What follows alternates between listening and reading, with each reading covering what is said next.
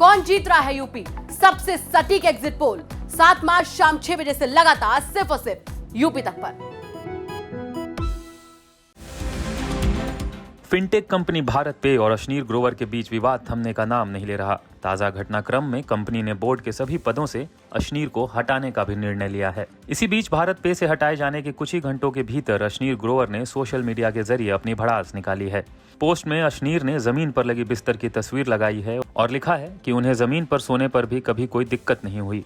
अशनीर ने अपने पोस्ट पर लिखा है कि कंपनी ने उन पर आलीशान जीवन जीने का आरोप लगाया है, जबकि उन्हें फर्श पर सोने में कोई दिक्कत नहीं होती। अशनीर ग्रोवर ने इस पोस्ट में आगे लिखा है कि यह सब कुछ तब हो रहा है जब मैं $37 करोड़ की सीरीज ई फंडिंग जुटाने के लिए अमेरिका और यूनाइटेड किंगडम के दौरे पर हूं। इससे पहले अशनीर ग्रोवर ने बोर्ड के नाम इमोशनल लेटर लिखकर इस्तीफा दिया था। ग्रोवर ने इस लेटर में कई भावुक बातें की थीं, जिसमें उन्होंने कहा कि उन्हें गर्व है कि आज भारत पे फिनटेक की दुनिया में एक अग्रणी कंपनी बन चुकी है। जानकारी के अनुसार ग्रोवर का इस्तीफा सिंगापुर इंटरनेशनल आर्बिट्रेशन सेंटर द्वारा कंपनी के भीतर चल रही गवर्नेंस रिव्यू के खिलाफ पिछले हफ्ते ग्रोवर की आपातकालीन याचिका को खारिज करने के बाद आया है, जिससे उन्हें इस मामले में कोई राहत नहीं मिली। इससे पहले अशनीर ग्रोवर की पत्नी माधुरी जैन ग्रोवर को कंपनी में हेराफेरी करने के आरोप में बर्खास्त कर दिया गया था। दूसरी तरफ भारत पे ने आरोप लगाया है कि जैसे ही ग्रोवर को ये बताया गया कि बोर्ड की बैठक में जांच के परिणाम रखे जाने वाले हैं, उन्होंने फटाफट ईमेल भेजकर इस्तीफा दे दिया।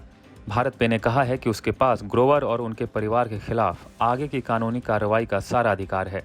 इससे पहले ग्रोवर ने यह आरोप लगाया था कि उन्हें बदनाम किया जा रहा है और अपमानजनक तरीके से उनके साथ व्यवहार किया जा रहा है। जानकारी के लिए बता दें, अशनीर ग्रोवर मार्च के अंत तक छुट्टियों पर थे, यानी कंपनी के कामकाज से दूर थे, लेकिन छुट्टियां खत्म होने से पहले ही वे भारत पे को अलविदा कह चुके हैं। अशनीर ग्रोवर पहली बार विवादित ऑडियो क्लिप के वायरल होने के बाद सुर्खियों में आए थे। इस ऑडियो क्लिप में वो कोटक महिंद्रा बैंक के कर्मचारी से कथित रूप से दुर्व्यवहार कर रहे थे।